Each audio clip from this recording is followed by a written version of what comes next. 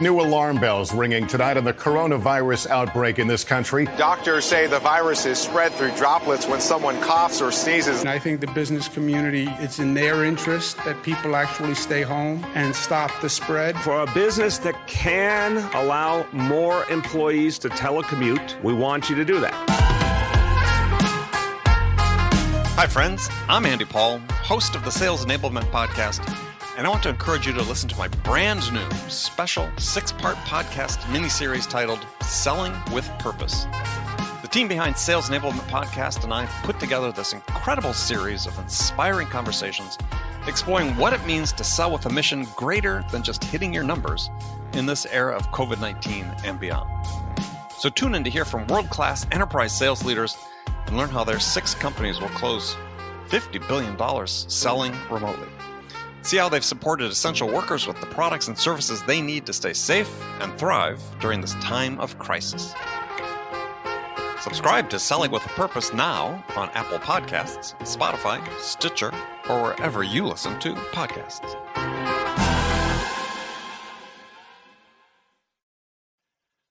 Guided selling from RingDNA makes your entire sales team more effective by revealing exactly what reps should do and when to do it. Guided selling works by transforming sales data into a curated list of prioritized sales actions.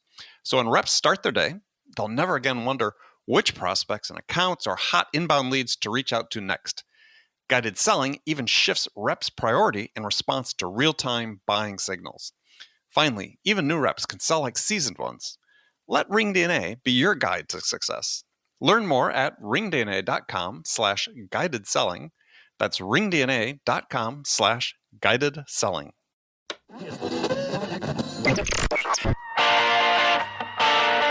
It's time to accelerate. Hey friends, this is Andy. Welcome to episode 756 of Accelerate, the sales podcast of record. Joining me this week as my guest is Jeff Shore. Jeff is the founder and CEO of the Shore Consulting Group. And we're going to be talking all about follow-up. In particular, how do you follow up with a buyer who isn't ready to move forward? I mean, how do you follow up while continuing to maintain that connection and providing the value that helps the buyer stay informed until they're ready to engage? Now, before we get to Jeff, I'm going to spend just a minute talking with my friend William Tyree, CMO of RingDNA, about RingDNA's Sales Madness Bracket Challenge. Now, we've been talking about this over the last several weeks. This is the competition among the top 64 sales books, and the voting has just moved competition to the round of 8, actually the Elite 8, and actually the voting for that took place actually before we were able to release this podcast. So we're going to talk about the matchups in the Elite 8 and some of the upsets that happened in the round of 16 and give the information about how you can vote now for the final 4, as well as the final 2, the championship game matchup, if you will. That's all coming up within the next 7 days.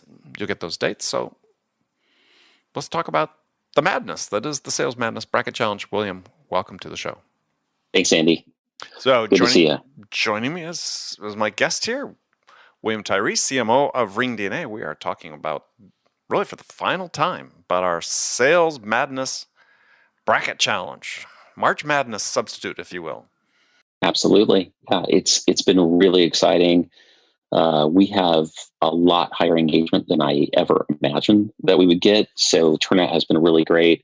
It's been amazing to see the devotion of the fan base for all of these great authors and seeing them come and rally behind their favorite sales books.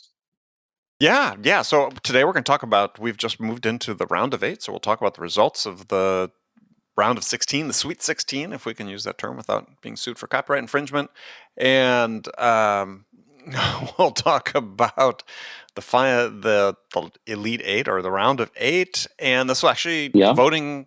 I'll have you talk about the voting dates because actually before we get back together again next week, all the voting will have been completed. So there's sort of 3 more rounds actually of competition that take place over the next week.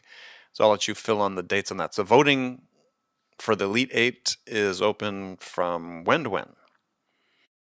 Yeah, so voting for the Elite 8 started earlier this week, And it actually closes as we are recording it. It closes in about an hour. Oh, so actually by the time people listen to this, it will be done already. Yes, but by the time people listen to this, they can start voting for the Final Four. So Final Four voting starts April 12th and closes at midnight on I'm sorry.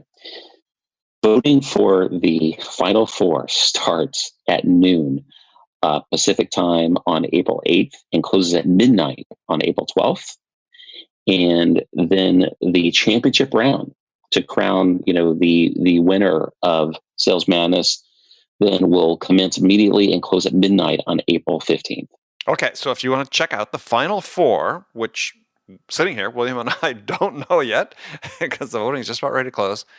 But we can tell you who's going to be in it. I mean, sort of a superset of that is, you want to go to ringdna.com/sales madness and submit your votes. That's ringdna.com/sales madness, because after all, what is sales but madness? Okay, so people can, as they're listening to this podcast, as we release it on Thursday the 9th, you have about 3 days to go to ringdna.com/sales madness to cast your votes for the Final Four, and then starting Monday the 13th, is it? Then you can go back and vote for the champion.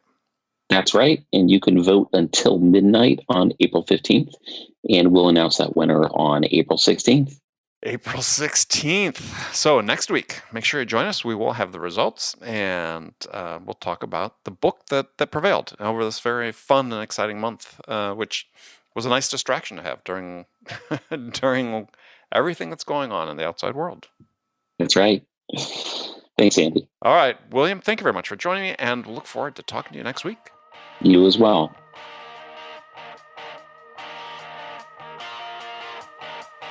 William, thanks. Friends, again, if you want to vote, and do come vote. Actually, the voting has been increasing quite substantially as we go from round to round.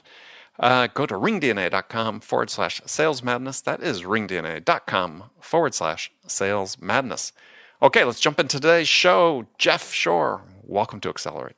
Thank you so much. Always good talking to you, Andy. It is great. We should do it more frequently. Sure, yeah, definitely. So, I on your website, you have this celebrity closing persona quiz. So I encourage people to go to jeffshore.com, check it out. Actually, I took it a couple times. So you go through and you have a series of, 7 questions or something like that that you answer. Right. And then you show who your celebrity closing lookalike is, so to speak. Yeah. And so first time I was Jerry Maguire. When I took it seriously the first time, I was Jerry Maguire. Yeah. And then I took it the second time, and I was the Wolf of Wall Street. Jordan Belfort. Are you okay with either of those responses there? Yeah, I love Jerry Maguire. I thought that was great. Very well. Talk about somebody, his whole manifesto he's coming up with, right? This is a human business. We got to treat people as, the thing that you and I love talking about is the human aspect of sales. Yeah. Jordan Belfort, not so much, no. Yeah. So, but that was interesting. So you've got a new book coming out, right? Yeah, I do. My 7th book. This one is all on sales follow-up and what happens after that initial appointment, and it's something that I've always thought about. I've taught. I know you have too, Andy. But if you do a Google search and you just just type in sales follow-up books, you're not going to get a lot of hits right there. And so I just wanted to be able to take what a lot of really smart thinkers have said in the past and add my 2 cents and put it together in something that made it easy for people to get into something that was otherwise, it can trip people up, right? Follow-up is one of those things that a lot of salespeople struggle with. Well, why do they struggle with it? Seems like natural, right? I breathe in, I have to breathe out. If I make a sales call, I have to follow up. Right, yeah.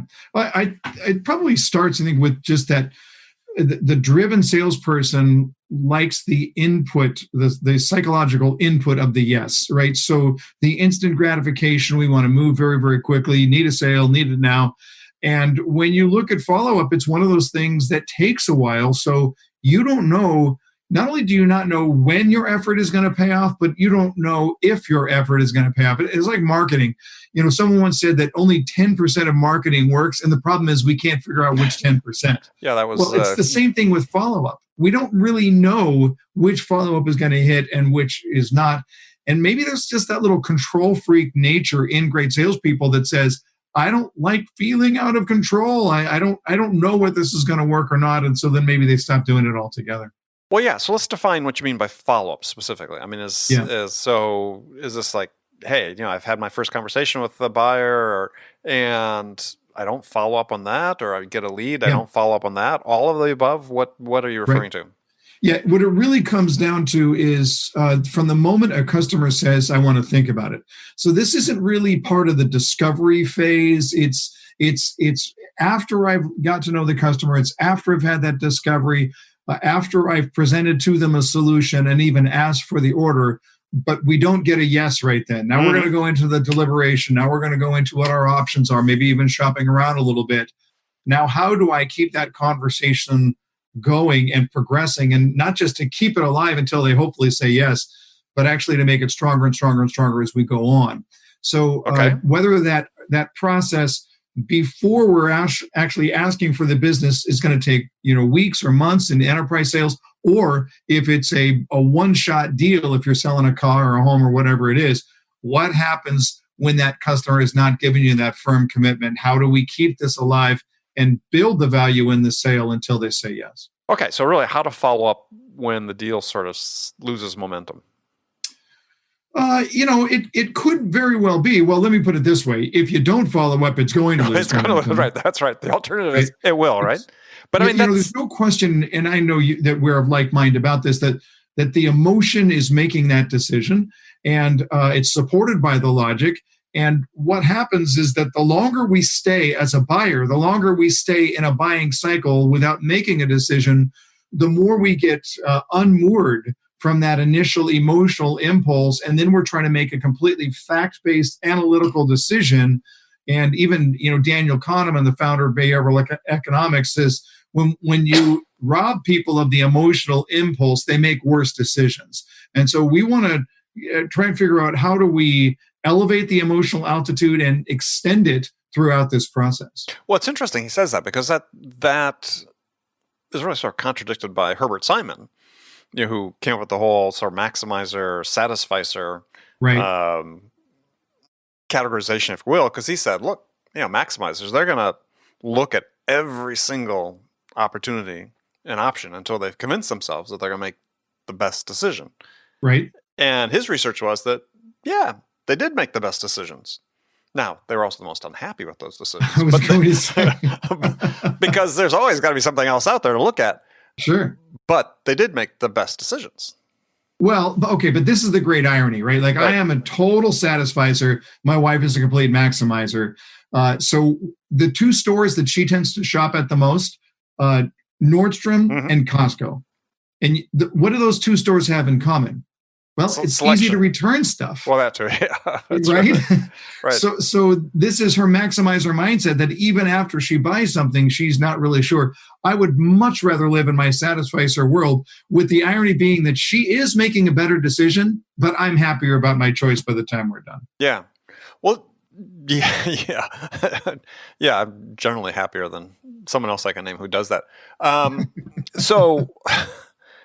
So let's go back to this follow-up thing, because I find this very intriguing, because if you get to the point where you have what you believe is a qualified prospect, a qualified opportunity, and I'm just, again, speaking from my own experience, and this part of the reason you and I had once talked about, operating with thin pipelines and so on, is part of the reason I'm able to do that is when I had a qualified prospect, they were qualified to buy what I was selling. And not a product like mine. They were qualified to buy my product. And something come up where either they had a question that I hadn't answered yet, which is how I position objections. To me, there's questions that need to be answered. Right. Or, something come in their business that, maybe I was going to delay the decision. Last thing in the world that crossed my mind is I was going to not follow up and not stay in contact and so on. It's because, hey, we got to this point because they're qualified to buy from me. Right. And you're based on you working on your book and so what possesses a salesperson to sort of give up at that point?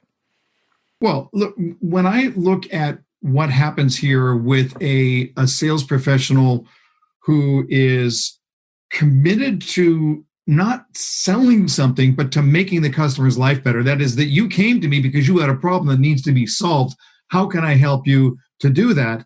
That's the person who's more likely to follow up because they recognize that the person's life has not been improved the way that they need to, or that organization still has a deficiency over here. Mm-hmm. But if I'm only looking at it and saying, how do I get a sale? What's next? And I get that commission breath going on, then that's where I'm going to look and say, if I don't get the sale now, well, maybe the next guy that I talk to, maybe he'll get it. And I sort of just forget what I'm going to do over here. So I think it's really, am I palms down to try and give, or am I palms up only trying to receive? Mm-hmm. That mindset of how you approach sales in general will probably affect the way that you're going to follow up or not follow up. But I think the other side of it is that there is a stigma about what happens, how salespeople are perceived, the obnoxious, just calling to check in and see if you're ready to buy today because my Visa payment is due. You might as well say it. Right. Versus the salesperson who really believes that they can add value to this conversation. So a couple angles on that I want to pursue. One is salespeople get in that position, then end of the month starts approaching, managers hovering over their shoulders. Hey, what's going to happen? And they've invested all this effort to I don't say convince, but to authentically, earn the trust of the buyer, that, be transparent with their motives. I'm here to help you. And then it's like, well, hey, we got to, go find out what's going to take to get that order closed this month. Well, they're not really ready to make that decision. No, let's offer them 20%. Well, I don't think they're ready. Offer them 30%. And suddenly, in the mind of the buyer, you're not that trustworthy anymore. You are just here for the commission. Yeah. So and of course, the buyer can't really trace that conversation back to the sales manager, which came to the president of that division, which it just all sort of flows downhill. All the salesperson hears from the leader is, we're not going to lose another deal to this stinking competitor over here. You got to do whatever it takes. And you cannot expect reasonably that a sales professional is going to take that type of a message and turn it into something that's appealing to the customer, other than we're desperate, we need the sale. And then you're one step away from, what's it going to take to get you to do business with me today? Come on down and see Cal. Yeah. Well, it reminds me of this story that early in my career, the computer company I was at, the branch managers had their own sales contest in the middle of the year. And at the end of that contest period, anything that wasn't nailed to the floor got shipped. And I suspect tables out of the break room and so on got shipped to customers. But my branch manager was determined that we were going to sell this large upgrade disk drive. And this is $1,000 a megabyte at that time for a disk drive. $1,000 a megabyte. So it was $65,000 for 64 megabytes. It was great thing to sell, but end of quarter. But this customer, he was just unhappy with us anyway, right? But branch manager committed he was going to sell one of these things, and he determined it was going to be my customer. And we had this day where literally the last day of the month, he would send me out to the customer, which fortunately was only like a half mile away. I'd drive out, talk to the CEO. It was a big home construction company. Talk to the CEO. No. I'd go back. Branch manager kicked me back again. This went back and forth. Finally, he's telling me, don't come back unless you get the order. It was one of the most miserable days of my life, and it completely soured the relationship with the buyer. Sure. Yeah. And even if you had gotten that short-term win, which I assume you did not get. No, I got it. Oh, did you really? Yeah, congratulations. Yeah. Well, I did he did kick me out of his office, so I sat on his car in the parking lot, sort of cliche-ish, but I didn't sit on the car, but I was leaning against his car in the parking lot. And he literally threw up his hands when he came out and this was 6 o'clock on a Friday night. He was like, oh, come on. All right, fine. How much off are you going to give me? So then we gave it away on top of it. Yeah. But it's interesting. I think, I remember we were having this conversation with the great Seth Godin. We had him on the podcast a couple of years ago. And one of the things that Seth Godin has said was, if you have to work that hard with your negotiation and your discounts, you got to really look at the value in your product in the first place, because something is fundamentally wrong with your value proposition. Oh, absolutely. Absolutely. Or there's something fundamentally wrong with your business practices. Yeah. So, I mean, I've seen companies that, they'll just ship, quote unquote, yes, you see less, you don't see this with software these days, but with hardware, you used to see as they ship, quote unquote, people see me doing air quotes, ship the product to, a warehouse. The customer really saw it. They were sort of on the hook for it. But yeah, companies used to play games with that stuff all the time, and it would have an impact on the customers. I mean, eventually they start saying, well, if this is the way they're doing business, right, why do I want to do business with them? Well, this is one of the things that I approach in the book, is that your perception as a sales professional about your own value is critical to how you're going to extend the value proposition. Because if you look at it, suppose you have a presentation, you ask for the order, and for whatever reason the buyer's not willing to commit, right? They're still shopping for other options, or there are other decision makers involved, whatever the decision might be. So now if I start making up stories and looking at it and saying, oh, I know what's happening here, they're going to come back to me on the price. All right, what can I do to get creative? And it's very possible that this person just has questions that they need to answer of themselves, or there's a legitimate life issue that took them off their trail for just whatever it happens to be. But meanwhile, I'm sitting in the back there with the salesperson, absolutely expecting that the discount is the next legitimate step. And as long as you're willing to do that, then you can't help but communicate that you don't believe in your value enough. Good luck trying to hold on to the value proposition when you're not a believer yourself. Oh yeah. No, you're just setting yourself up for a discount for sure. So give us some examples of good examples of following up in this situation. I have one of my own I've written about before. I called it value-added persistence, or value-based persistence, which was we sort of got in this situation where it was a qualified prospect. You knew you had a great chance of getting the order when they made the decision, but for whatever reason, decision time frame slipped. Is just putting together a scheduled dates, you set up a sequence or a cadence where you're going to follow up with them. And every time you interacted with them in that follow-up, you were giving them something of value that would further their deliberation, further their decision-making. Could be a white paper, it could be, whatever, a piece of content. It could be a further small demonstration, whatever, right? And then you just said, okay, well, gosh, this looks like it's going to be delayed 90 days. Maybe I'll have 6 follow-ups that I'll schedule during that time, but everyone value-based for them. Right. Well, the value-based is the key words right from the very beginning. If there's no value to your follow-up, please don't follow up. And there's no value to just checking in and seeing if you wanted to buy. So if I'm looking at it, and so that might be the end of the conversation, but it's certainly not the beginning of the conversation. Right. And so if you don't have value to share, then I would really question whether or not, well, frankly, I'd question whether or not you were creative enough to come up with some version of value, because I don't think it's as hard as sometimes we make it out to be. No, it's these days with the internet, it's so simple. Completely. So here's the advice that I give to salespeople. Go solve a problem that they don't know they have. So if you get to know your customer and you ask yourself the question, what are they dealing with right now? What are their issues? What are their problems? It may have nothing to do with what you have to sell, but if you get to know them a little bit and understand their environment, then go solve a problem that they don't know they have. And oftentimes this can be in the form of education or insight that's pertinent. This is what's happening. This is the shift. This is what's happening in this industry that probably will affect your industry. Go solve a problem that they don't know they have. And that takes a little creativity, but not rocket science creativity. Well, it also takes a willingness to continue to ask questions. And this is I think that every time you interact with a customer, you sort of do 4 things. You should do doing 4 things. One is you deepen the connection, you deepen your discovery, you deepen your understanding, and you deepen the value you provide.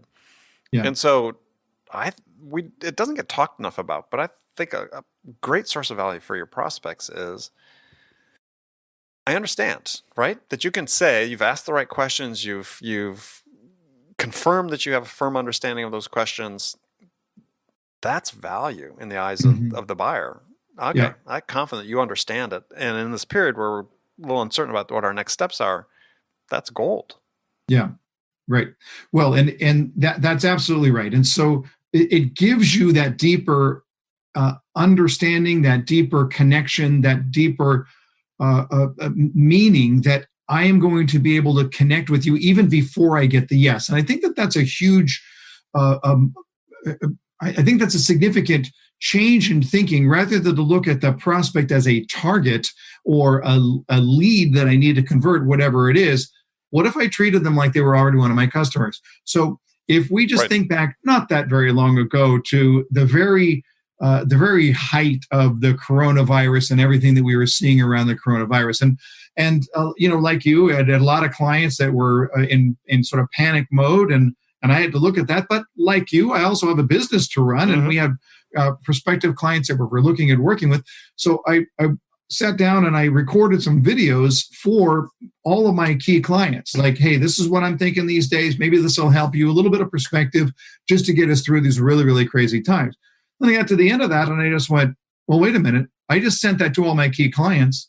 Why am I not sending that to all my future clients? And so we just simply re-recorded and sent it out to people, personalized to different builders, to different companies that we were hoping to work with, whether it was a home building company, whether it was a keynote speech, whatever it was, to be able to say, this is what we can bring to you. And you have to keep in mind is that you earn the right to send those types of mails and to have people read them earlier on, right? Because you talk about this inflection point about follow-up starting not when you get a no, but when you get a we're not sure, right? Yeah. Is too often salespeople sort of take it as like a breakup, right? Yeah, I just broke up. Yeah, you don't like me anymore. Yeah, get a little sullen, and again, gets back to if this is really a qualified opportunity, if you've really qualified this, these people are qualified to buy exactly what you're selling, then you're nuts. You got to keep your head about you. You got to stay in the game. You got to stay in the moment and say, I've earned the right with them for them to pay attention to what I send them, any additional information, insights I share, questions I ask, because I want to keep asking questions to your point about solve a problem they don't know they have. Yeah. They'll listen to you. They won't necessarily do that to the person who hasn't earned that right, or the person who starts getting, let's say, a little sullen. Yeah, right.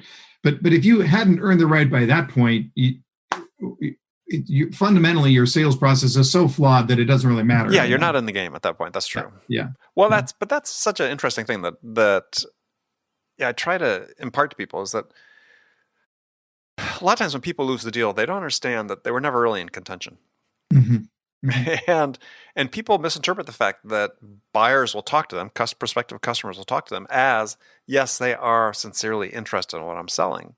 And in many cases, it's just not the case, right? Yeah. Maybe you didn't make a strong first impression, but they have other reasons for continuing to talk with you. I mean, they may have to be able to justify, hey, we got 3 bids for this thing, or we looked at 3 vendors before we narrowed it down to 2 vendors. You can find that out. You can find this out by asking the questions. You can find this out by building this connection with the buyer. But a lot of times, you're just not in the game. Yeah. No matter where your sales team is working from, RingDNA can enable them to be more productive and effective. RingDNA offers a complete platform for remote sales teams that gives reps the tools they need to connect with more prospects and create more opportunities and drive more revenue no matter where they're working from. And managers can get real-time insight they need to coach reps to success. Win more deals from anywhere on the planet with RingDNA. Learn more about how RingDNA helps remote teams at ringdna.com/remote work. That's ringdna.com/remote work. New alarm bells ringing tonight on the coronavirus outbreak in this country. Doctors say the virus is spread through droplets when someone coughs or sneezes. And I think the business community, it's in their interest that people actually stay home and stop the spread. For a business that can allow more employees to telecommute, we want you to do that. Hi, friends. I'm Andy Paul, host of the Sales Enablement Podcast. And I want to encourage you to listen to my brand new special 6-part podcast miniseries titled Selling with Purpose. The team behind Sales Enablement Podcast and I put together this incredible series of inspiring conversations exploring what it means to sell with a mission greater than just hitting your numbers in this era of COVID-19 and beyond. So tune in to hear from world-class enterprise sales leaders and learn how their 6 companies will close $50 billion selling remotely. See how they've supported essential workers with the products and services they need to stay safe and thrive during this time of crisis. Subscribe to Selling with a Purpose now on Apple Podcasts, Spotify, Stitcher, or wherever you listen to podcasts.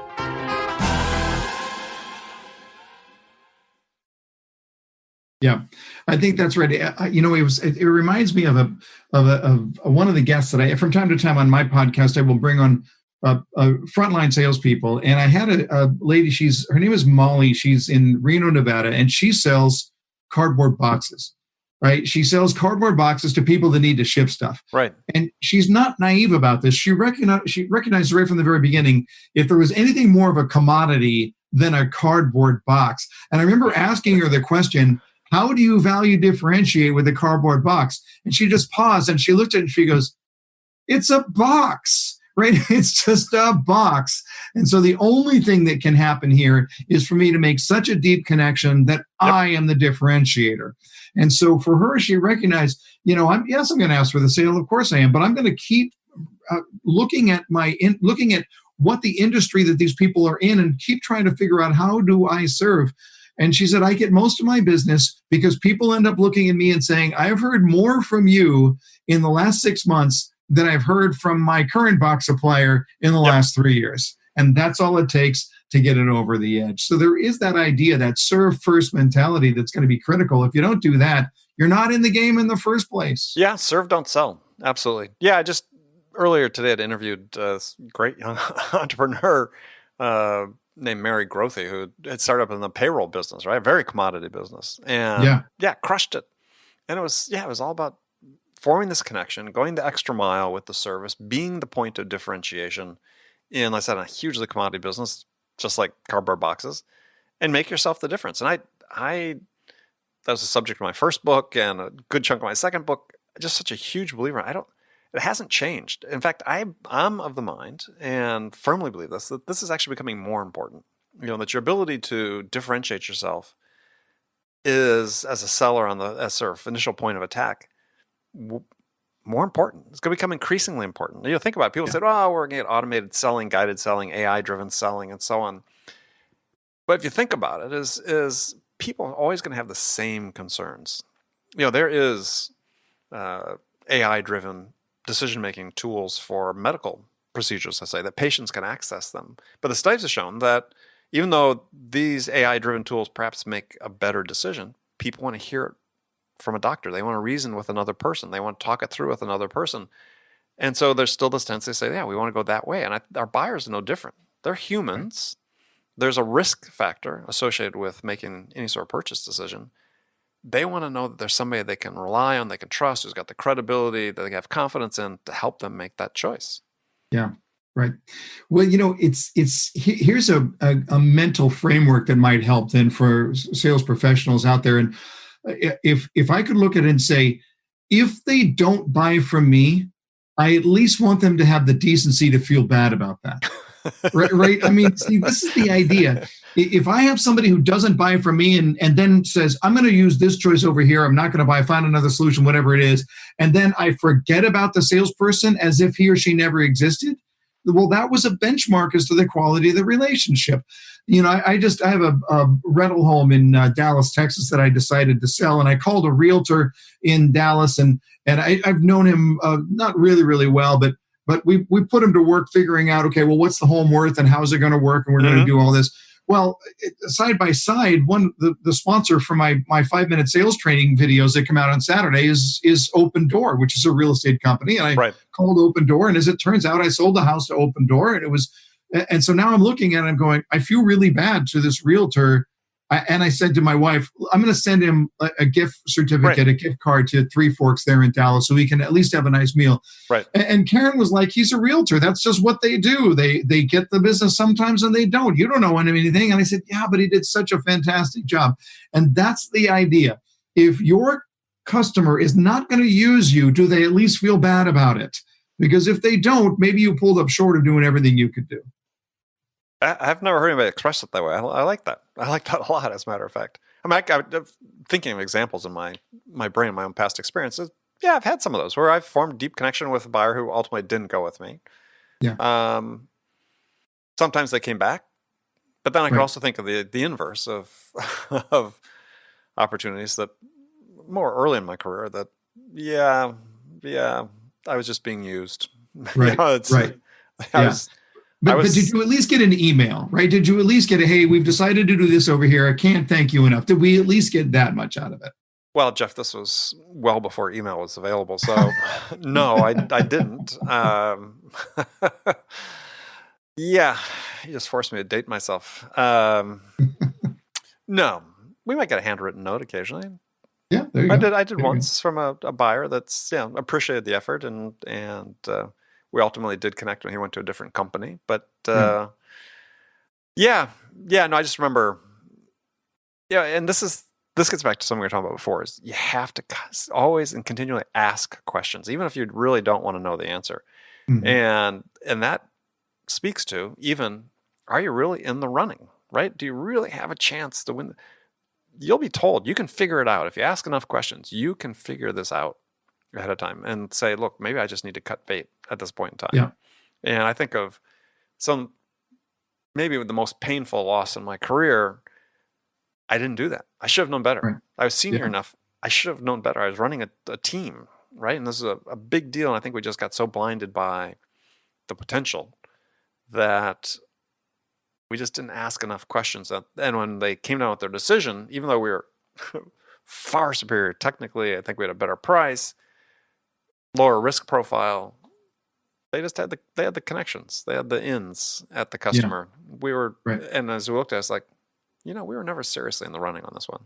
I mean, it was a huge lesson that never Right. repeated again. The mistake I never repeated again. But so that really, That's why I encourage salespeople, after the conversation is over, you got the sale, you didn't get the sale, but did you take the conversation as far as it can go? We're not going to get them all, but don't beat yourself up if the behaviors were right. We spend so much time looking at the results that perhaps we don't focus enough on the behaviors. And if you did all of the right behaviors, even if you didn't get the sale, that still deserves a pat on the back. And I know that the old school hard sell people are going to cringe when I say that. But it's the behaviors that we're doing. If we're doing the behaviors right, you'll get the sale. But that's the question that we have to ask: is did I do all the right things? Not ultimately either I got the sale and I'm a winner, or I didn't and I'm a loser. that's a great perspective. I mean, I worked for a guy that was really big on that. The CEO built a company. And it's like, yeah, we shouldn't have our sellers feel like they're under that pressure all the time because A, it creates bad behavior, and B is, to your point you just made, is you start playing the blame game instead of saying, look, and that was his point precisely too, is did we do all we could, ethically in order to get the business? And if we did a good job and we just happened to lose, well, you don't win everyone. But I think the reason that mindset is important is that if you're not thinking that way, then you get a sale and you assume you did everything right.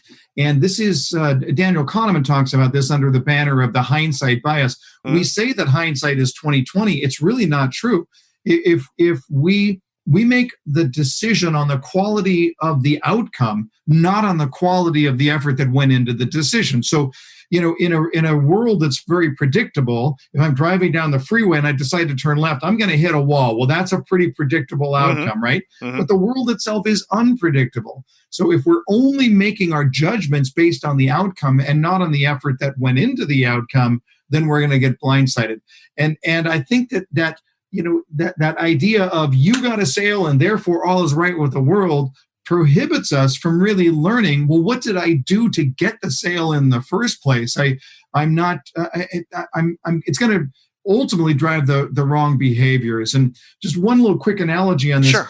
When I first started playing ice hockey, I was, or as they say in Canada, hockey. Anyway, I once referenced the term ice hockey at a speech in Canada, and a guy came up to me in the break and he said, "This is Canada, eh? You don't have to say ice." It's hockey, anyway, right? I played defense, but at the end of the game, the captain of the team would always give a puck to whoever scored a goal. Well, it wasn't my job to score a goal. So then guess what happened there? I would start jumping into the play, leaving my defensive position because I wanted to be recognized at the end of the game.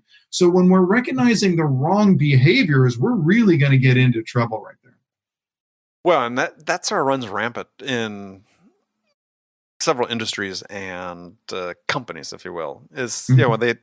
I think specifically at certain companies that have sort of reached maybe the high growth phase where they just have to be open for business and they're going to get a bunch of orders coming in. Right.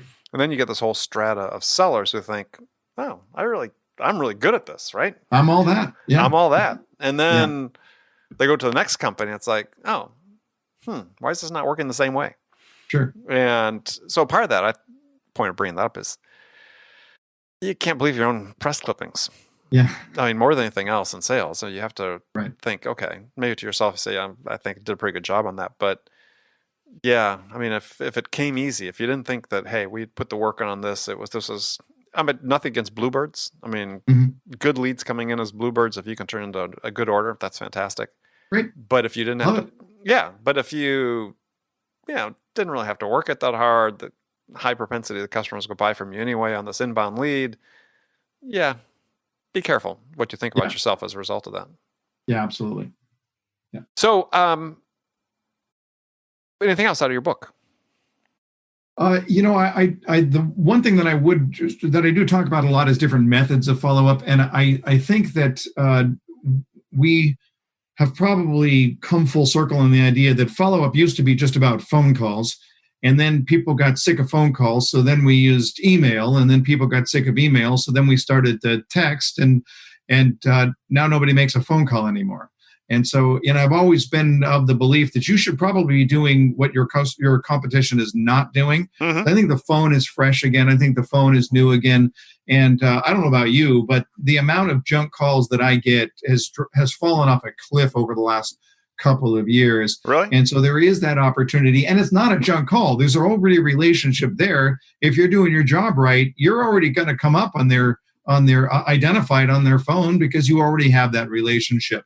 So that's the first thing I would suggest is that when we look at follow-up, so much of follow-up is my CRM says make contact, hit send, and it's gone. And it's just another form letter. It just doesn't resonate with us anymore. But that follow-up call is new again. One other thing about this little device right here that is just, I think we... Holding up his smartphone for audio. Yeah, I'm holding up a smartphone. Sorry about that. Yeah. The idea of video messaging, video texting is really powerful in just little 30-second spurts to be able to give a quick message and be able to show some cool feature about your product, a client testimonial, somebody that you're working with. Yep. Just little tiny text messages, especially if you're selling a product where your buyer base is getting younger and younger. They grew up in the video generation. This is not weird to them. I think that video messaging should not be fresh, but it still is. Yeah. No, absolutely. I was actually just recently interviewed Steve Pacinelli from BombBomb. Yeah. And video email, it's a great service. There's other services like that out there. Yeah, you're personalizing it in a way that text and email, standard email, and others just don't. And so it's available. Why not use it? Why not? And it's not difficult. It's really not. Well, they're not difficult. And also, when you look at the data from BombBomb and other providers of similar type services, the open rates, the response rates are substantially higher than regular email. And think about it. You, like me, I don't think this is really going out on a limb to suggest that you have salespeople trying to sell you stuff all the time, right, Sure. Andy? Yeah. Right? Yeah, man, me too, just constantly. When I think about the number of video messages that I have received in the last 6 months, and I just a handful, and they're not from salespeople, they're people that I already know. So it just that opportunity is going to be huge. Yeah, well, that's exactly right. I had that conversation with Steve when we interviewed us. Their business is growing, but the penetration of that video messaging is so thin still at this point. The opportunity is huge, right? For us to adopt it and use it. And again, you personalize it. I've had other interviews, but you can listen to my interviews on that. There's just simple ways you can personalize video messaging that. Sure. Yeah, you can sort of do with text, but it's just, I think it has more impact, to your point. It does. And the other things to think about too with follow-up, as another suggestion was just there's been this whole growth of digital gifting. Yeah. With companies like Sendoso and others that make it just dead solid simple from even within Salesforce. Yeah. To, if you need to, send they start off selling, digital Starbucks gift cards, but even something a little more substantive. It could be, send cupcakes, it could be send brownies, it could be something non-food related. Just that catches people's attention, and they say, oh, okay, they're thinking about us. That's cool. Right. And that's the idea, this is an investment into the ongoing relationship. That's what follow-up is. And so when I look at follow-up, again, going with the premise that people make decisions based on their emotion, they support it with their logic and their analysis. Even maximizers, by the way, I still believe that they may not fully agree with me, but I think even maximizers, nobody's going to look at something and say, I hate that, but it checks all the boxes, and so I'll take it. So we're still going to make those emotion-based decisions. Well, I think the role of follow-up is to extend emotional altitude. So when I'm involved with a salesperson, I'm looking at a product or a service. In that moment that I'm involved in that, my emotional altitude is at a high point. Now, how do I sustain that? And the longer we go after that initial emotional peak without that direct personalized follow-up, the more that emotional altitude starts to fall off the table. So you could really look at it and you can graph it. And the job of follow-up is to support that line, is to keep it up here in that level of high emotional altitude. And it was interesting. I was at a conference and I was sitting next to somebody during a break. We were chatting and she was asking me what I did, and I told her, and she said, "Oh, that's interesting. You read any books?" And I said, "Yeah, I've written several books." And she said, "You got anything working?" I said, "Yeah, I'm writing this book on follow-up right now." And she said, "Well, that's really interesting. Thanks for sharing." And I said, "What do you do?" And she said, "Well, I take people's money and I give them time." I said, "Excuse me?" She said, "Yeah, that's what I do. If I ask you the question, Jeff, what do you have more of, time or money?" Now, look, I don't consider myself to be rich, but I do okay. But it's a no-brainer for me to say I have more money than I have time. She said, "That's what I do. I take people's money and I give them time. I'm a ghostwriter." So you're writing a book right now. I can write it for you. I can write it in your language. Nobody will ever know. You give me money, I give you time, and then you determine what to do with the time. Now, in this conversation, I'm like, what a great sales presentation, right? Yeah, I mean, it's fantastic. She's interested in me. She's got a solution for something. And by the end of that conversation, I'm like, okay, this is really interesting. And I told her, I want to go back to my team and talk to the team about it a little bit. I'll be in touch. And then I didn't hear from her. Right. I never heard from her. Right. So I'm back at a conference 3 months later. I run into her again. And she says, "Jeff, you never got back to me." And I looked at her and I said, "Seriously?" I said, "What was my book about?" And she said, "It was about follow-up." There you go. He said, "You put the burden completely on me." And within weeks of days, really, of that conversation, the emotional altitude that I had was gone. It was gone. And frankly, I haven't thought about you much over the last couple of months. Yeah. And it was, and that's the perfect example of what I'm talking about right here, is watching that emotional altitude that seemed really strong when we were together on the phone in the presentation fall off the cliff. And then what do? We start making moral judgments about the buyer, saying, "Well, the guy ghosted me. He's an idiot." Yeah. Well, I've got one last example of, for me, it would always been a huge important follow-up call, and that is calling the buyer after they give you the order. Sure. And people think, well, no, that's customer success. No. This is a sales thing, because it's a sales thing. If you've been in a competitive sales environment, when the customer puts their name on the paper to sign a contract, what they think they're buying is an amalgamation of all the things they've heard from all the vendors. Yeah. Even no matter how smart they are, there's going to be some level of confusion about exactly what they're going to get. Right. So for me, the most important follow-up call you make is the one after they've given the order, where you say, "Look, Yeah. I just spent a few minutes. I just want to review with you what just happened, right? Right. You had these requirements. This is what we bid. This is the reasons we bid it. This is what you bought. This is what we're going to deliver. This is what you're going to receive when." And then it's like that emotional altitude. I triggered the thought when you said emotional altitude. You're going to keep that emotional altitude high, because then when they receive what you sold them and they start implementing it, it's like, oh, that matches our expectations. Yeah. And doing that expectation reset, I found, is hugely critical. Even more so if you're in a situation where, they're They've got that time. It's in stages. There's the opportunity for them to back out and cancel the order at some point. And even after they say yes immediately, that anticipated regret could jump in just because there's the, oh no, what have I done?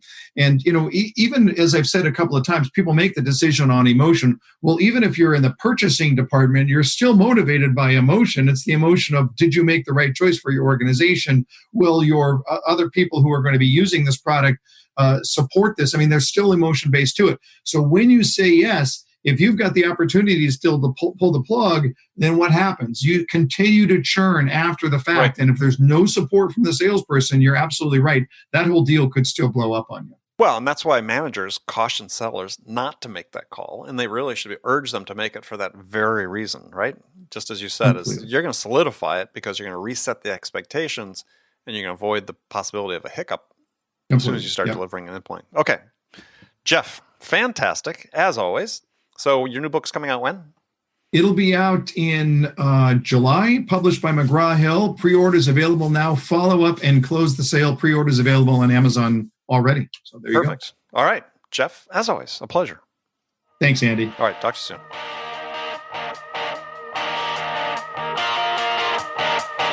Okay, friends, that was Accelerate for the week. First of all, as always, I want to thank you for joining me. And I want to thank my guest, my friend Jeff Shore. Join me again next week as my guest will be a very special guest, Bridget Gleason. Bridget is VP of Sales at Tide Lift. And for those of you that are longtime listeners of the show, you know that Bridget holds the record for the number of appearances on the show. A record that'll never be equaled, in fact. Bridget was previously a frequent co-host on the show. We had a weekly episode that we did together called Frontline Fridays. She has over 100 appearances.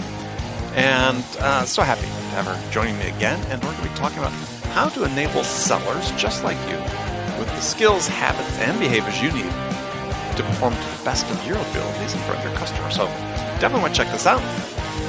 And be sure to join Bridget and me for that conversation next week. So again, thanks for joining me this week on the show. And until next week, I'm your host, Andy Paul. Good selling, everyone.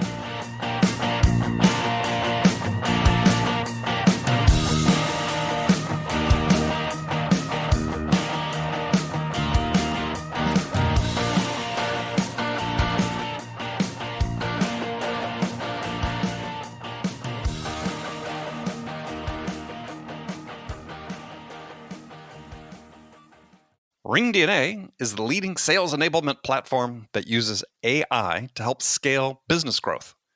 Trusted by the top companies across the globe, RingDNA offers a suite of powerful tools for every sales role. The RingDNA Dialer radically improves sales productivity and call connection rates, while guided selling helps reps know exactly what to do and when to do it. Conversation AI uses artificial intelligence to surface the most impactful coaching opportunities in real time. So, no matter where your team is working from, the RingDNA platform can help them exponentially increase call connections, opportunities, and revenue. Learn more at ringdna.com/platform. That's ringdna.com/platform.